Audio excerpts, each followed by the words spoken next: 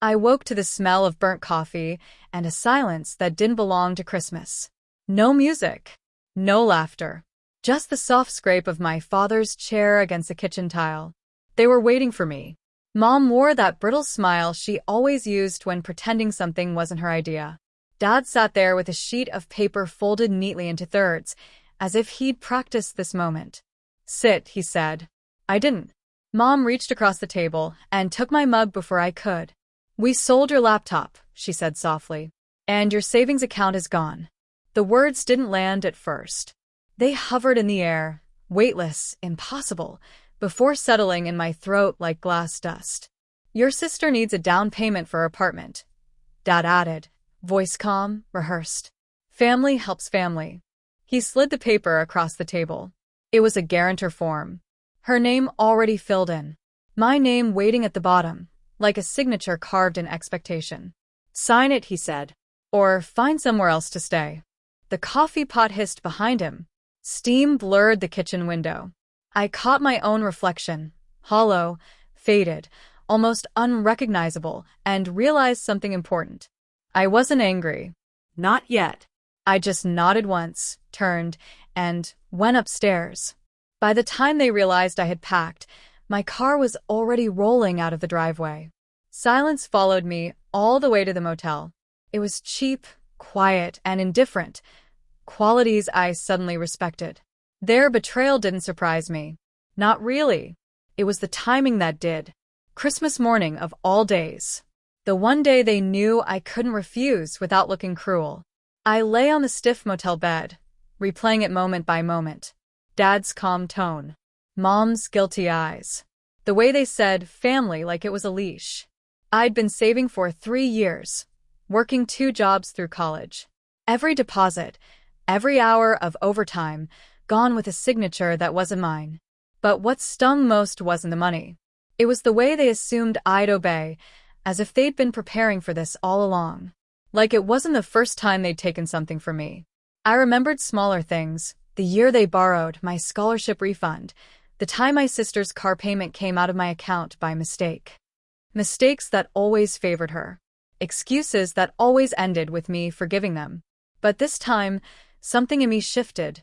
Something subtle but final. I stopped thinking like their child and started thinking like their consequence.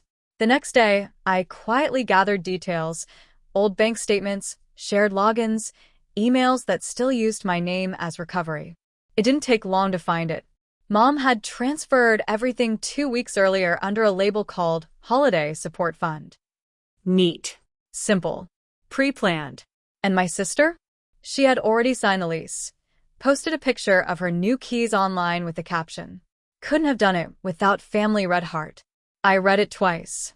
Then I smiled. The difference between me and them was simple. They thought betrayal ended at the act. They never considered what came after. That night, I wrote a letter. Not an apology. Not a confession. Just a ledger of truth. Every transaction. Every date. Every time they'd chosen her over me. I printed it, folded it once, and left it on the motel table. Not for them, for me. A reminder that I was done being part of their illusion. Then I wrote another letter, short, deliberate, the one I'd leave for them. The next morning, I sent an email to the property manager listed under my sister's lease.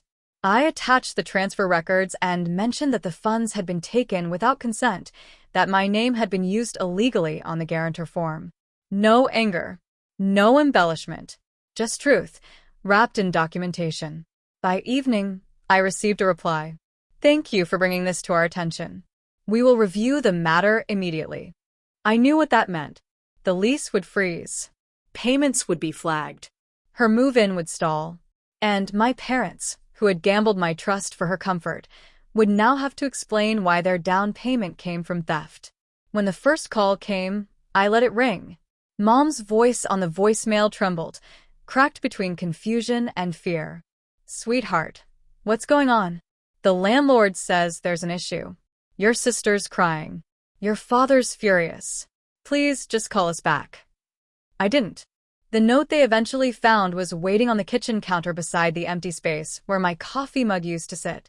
"You taught me what family means." I finally learned.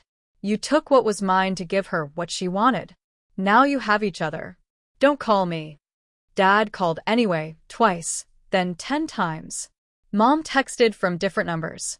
My sister's message came last, short, desperate. Why would you do this to me? I stared at the screen for a long time before replying. Because you asked me to sign my name to your future. So I did. Then I blocked her. The world outside felt quieter after that. No more noise. No guilt pretending to be love. They had always believed I needed them, that I'd come back no matter what. But some doors don't slam. They close softly with intention. In the days that followed, I deleted old photos, old messages, old versions of who I used to be. The motel window faced east. Every morning, I watched the sun rise over the parking lot, a strange, sterile kind of peace. I didn't feel victory, just balance. They gave my sister an apartment built on my sacrifice. Now they live in the rubble of their own choices. Family, after all, is a kind of currency. And I finally stopped being theirs to spend. On Christmas morning, they sold my loyalty for her comfort. Now they finally understand what it costs to lose something that never comes back.